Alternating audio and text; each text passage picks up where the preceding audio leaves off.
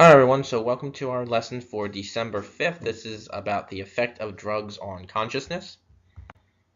So objectives and standards to explain how drugs can affect the mind and body and analyze treatment for drug abuse.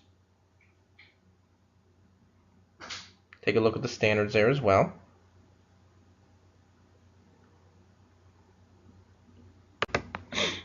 And our desired result, how do different drugs affect the mind and body? Vocabulary: psychoactive drugs typically contain chemicals that affect the nervous system and result in altered consciousness. Marijuana, dried leaves and flowers of Indian hemp or cannabis sativa that create an altered state when smoked or ingested. Hallucination is a perception that has no direct external cause. Hallucinogen is a drug that often produces a hallucination. And LSD is a potent psychedelic drug that produces distortions of perception and thought. So the central nervous system and psychoactive drugs. Interactions between the central nervous system and psychoactive drugs can alter the behavior, mood, and perception of a person. Psychoactive drugs can range from stimulants like caffeine, such as in coffee or soda, to depressants, such as in alcohol. In the body, drugs are taken through the bloodstream, they're taken up in various tissues, and then they impact neurons and send chemical messages, causing them to fire or not to fire. And this results in different reactions by different drugs. So here's some categories of some different psychoactive drugs, and you can actually use this for the assignment on Wednesday as well, because a lot of these categories I've listed here are things that you can make your poster on. So we have depressants such as alcohol. The effects of that are relaxation, but can cause impairment in memory and judgment. Tranquilizers, barbiturates, benzodiazepines, and Valium and Xanax. They induce sleep. They can help with anxiety, and they are muscle relaxant. Opiates, examples are heroin and morphine, reduce attention to the real world and decrease pain, but they often have an unpleasant withdrawal effect. Stimulants such as cocaine, amphetamines, and caffeine create an increase in energy and alertness. 5. Mixed stimulant depressant. Example is nicotine, such as what might be in a cigarette. The brain activity is typically stimulated, although many smokers say that nicotine actually causes relaxation as well. 6. Distortion of experience. Example, marijuana, THC. Your sensory experience is intensified, but it can impair learning and memory. It often creates a distorts perception of time, but it can help with glaucoma and nausea. And then number 7 is hallucinogens. Again, examples are LSD and mescaline. Sensory distortions, hallucinations, and it can also create panic as well. So again, please feel free to use examples here, and we'll talk more about some of these throughout the lesson for your poster you'll be doing.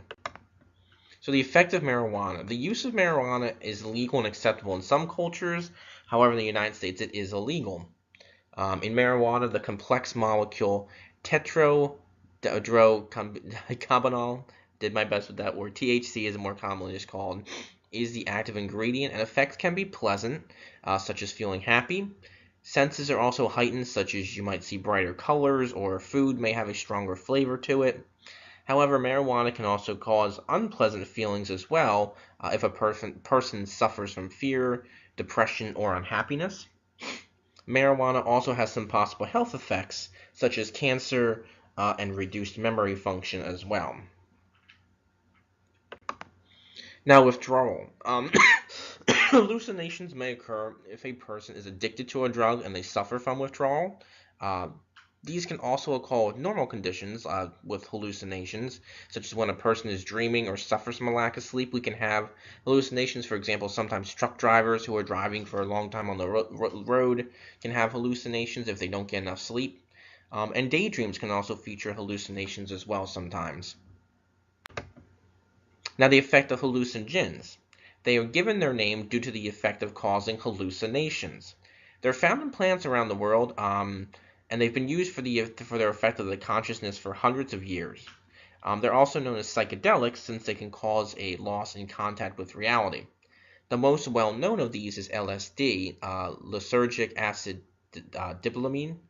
And using the drug causes sudden and increased changes in perception, such as a person may witness changes in familiar shapes. For example, one of the examples I saw earlier was a person may think a wall is, moving or shaking when the wall is not really moving or shaking, or the wall may seem to bend or, change shape if they touch it. Users can also have increased hearing. They feel that time is accelerating or slowing down. It can cause impaired thinking and logic, and it can also cause fear as well. Now, the effect of opiates. Maybe you've heard opiates is a big focus of current events right now. Many people around the country have, or many states around the country have programs to fight the effect of opiates and the struggle against people who become addicted to it. So opiates is a very hot topic issue right now. Morphine and heroin, excuse me, are typically the most common opiates. They can produce pain reduction or euphoria. This is why many people are becoming addicted to opiates, because opiates are found in a lot of pain medications, such as somebody has surgery or is suffering from, some type of pain or disease. So a lot of people become addicted to opiates because it helps reduce pain, and then unfortunately many of them move into the heavier drugs of morphine and heroin, which are obviously more dangerous. A person can feel almost like they're in a state of asleep and awake sometimes when they're on it. And like I said, the use of opiates can lead to physical addiction. And like I said, big problem in our country right now. Now, the overdose of opiates can lead to a loss of control in breathing, which results in a death from respiratory failure. Excuse me. The effect of alcohol. It is the most commonly used and abused drug in the United States. Alcohol makes people feel relaxed and happy, but it actually is a depressant, so it actually serves as a depressant on your neurons in your brain. And the ability of a person to make good judgment decreases with an increase in the amount of alcohol. So if a person is drinking a lot over, a short time period, obviously their good judgment calls are going to be reduced. Signs of this could be blurred vision, slurred speech, and impaired memory. Like you might ask somebody a question, they might say, "Oh, where did I put my keys?" And you say, "I told you where you put your keys, 5 minutes ago." So if they're drinking a lot, that could be a sign that maybe they're, a little impaired. There could also be permanent liver and brain damage from alcohol abuse as well.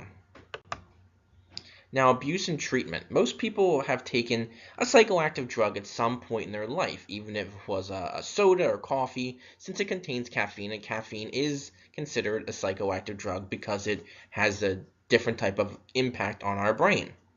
But a drug abuser is a person who uses illegal drugs on a regular basis, or someone who excessively uses legal drugs. And there can be different reasons for the abuse of drugs, such as to gain self-confidence, maybe to forget about their problems, or to simply just feel good. They, want to feel better or feel, different.